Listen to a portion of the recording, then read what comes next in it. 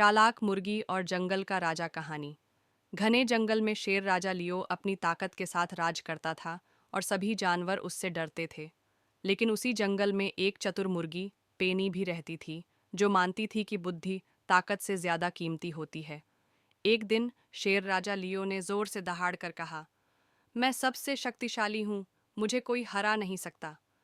ये सुनकर मुर्गी पेनी ने कहा, महाराज, केवल ताकत ही सब कुछ नहीं होती, असली जीत बुद्धि से मिलती है। शेर जोर से हंसा और बोला, अगर तुम मुझे हरा दो तो मैं अपना सिंहासन छोड़ दूंगा। मुकाबला, बुद्धि बनाम ताकत। पहली चुनौती, दौड़ का मुकाबला। पेनी ने शेर को दौड़ लगाने की चुनौती दी। उसने चालाकी से अपने खरगोश दोस्त को बताया, जब मैं आधे रास्ते पर पहुंचूं तो तुम मेरे पंख जैसे कपड़े पहनकर आगे दौड़ जाना। जैसे ही शेर फिनिश लाइन तक पहुंचा, वह हैरान रह गया कि पेनी पहले ही वहां मौजूद थी। दूसरी चुनौती, कुश्ती का मुकाबला। शेर ने गुस्से से कहा, अब हम ताकत की लड़ाई करेंगे।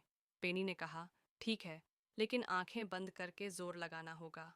जैसे ही शेर ने अपनी आंखें बंद कीं, पेनी ने चालाकी से उसकी पूंछ पर चोंच मारी। हंसते हुए शेर डर के मारे उछल पड़ा और जमीन पर गिर गया। सभी जानवर जोर जोर से हंसने लगे। जीत बुद्धि की हुई।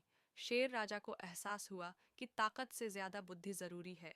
उसने अपना घमंड छोड़ दिया और कहा, पेनी, तुम वास्तव में बहुत होशियार हो। मैं तुम्हें जंगल का सलाहकार नियुक्त करता हूँ। पेनी की चतुराई से जंगल में खुशी और शांति स्थापित हो गई और सभी जानवर समझ गए कि ताकत से ज्यादा महत्वपूर्ण चीज बुद्धिमानी और समझदारी होती है। सीख, ताकत